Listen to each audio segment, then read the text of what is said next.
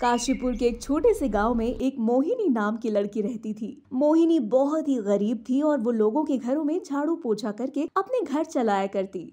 दूसरी तरफ मोहिनी के पिताजी कैंसर की बीमारी के शिकार थे, इसीलिए घर की सारी जिम्मेवारी मोहिनी के सर पर थी। वहीं दूसरी तरफ मोहिनी का चचेरा भाई सोनू मोहिनी से बहुत जलता था। एक बार की बात है, जब मोहिनी काम पर जा रही थी, रास्ते में उसको सोनू मिल गया। अरे ओ फटीचर बाप की फटीचर औलाद, कहाँ जा रही है? कहीं नहीं, बस काम करने निकल रही हूँ। हाँ, तो इसमें कौन सी बड़ी बात है? कौन सा तुझे काम पर जाकर बैठना है? तुझे तो लोगों के घरों में झाड़ू पोछा ही लगाना होगा। हाँ सोनू, अब तुम जानते ही हो हम लोग कितने गरीब हैं और मुझे कोई और काम नहीं मिलता, इसलिए यही कर कर मुझे अपना घर को चलाना पड़ता है। इसके अलावा मेरे पास और कुछ करने के लिए है भी नहीं। हा, फटीचर फटीचर है, फटीचर ही रहेगी।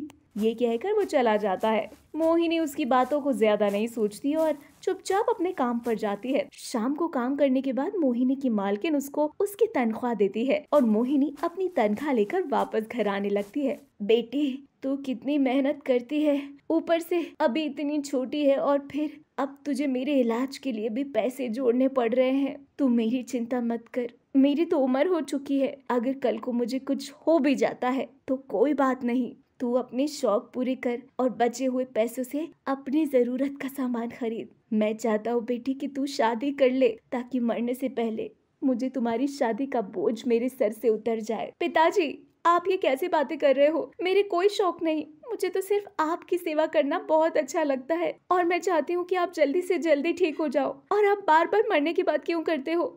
जब मैं आपके लिए इतनी मेहनत कर रही हूँ तो आपको भी तो थोड़ी सी हिम्मत दिखानी चाहिए ना। और रही बात मेरी शादी की, तो मैं शादी तभी करूंगी जब आप बिल्कुल ठीक हो जाओगे। अरे मोहिनी, देखते ही देखते तुम कितनी बड़ी हो गई हो, साथ ही साथ समझदार भी। तुम्हारी माँ बिल्कुल ऐसी ही थी जब मैं उससे पहली दफा मिला था।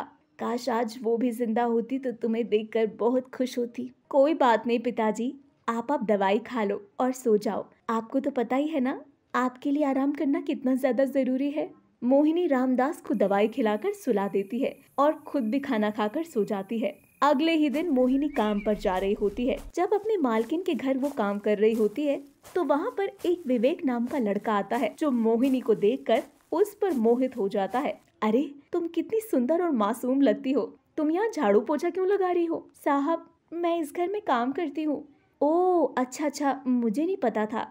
वैसे तुम मेरी दोस्त बनोगी? तो मोहिनी दोस्त के लिए तैयार हो जाती है। ऐसे ही धीरे धीरे मोहिनी और विवेक बहुत अच्छे दोस्त बन जाते हैं और उन दोनों को एक दूसरे से प्यार हो जाता है। लेकिन ये कोई सच्चा प्यार नहीं होता। विवेक बस किसी तरह मोहिनी को अपने जाल में फंसा लेता है। ऐसे ही एक दिन दोनों प्यार में अपनी हदें पार कर देते हैं और उसका मोहिनी से मन भर जाता है। और एक दिन बाद, अरे तुम क्या समझती हो अपने आप को?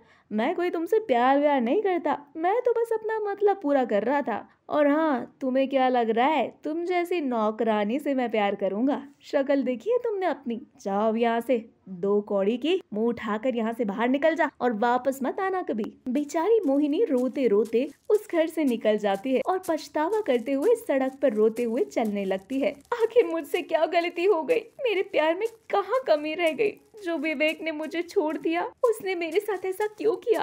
मैं विवेक के बिना नहीं जी सकती, मुझे उसकी आदत हो गई है। अगर उसने मुझे इस तरह से छोड़ा तो मैं कहीं जाकर अपनी जान दे दूंगी। मोहिनी चलते चलते नदी किनारे पहुंच जाती है और जैसे ही वो नदी में कूदने वाली होती है, वहाँ पर एक जादुई लाल परी आती है और उससे पूछती है, अरे रुको, क्या हुआ तुम्हें? क्यों तुम इतनी बुरी तरह से रो रही हो? किसने तुम्हारा दिल दुखाया? मुझे बताओ, मैं तुम्हारी मदद करूंगी। ऐसे जान देने से कुछ नहीं होता। मोहिनी रोते रोते अपनी पूरी कहानी परी को बताती है और उसके बाद उसने मुझे अपने घर से हमेशा हमेशा के लिए निकाल दिया। ऊपर से मेरे पिताजी को कैंसर है, अब मैं उन्हें क्या मुंह दिखाऊंगी?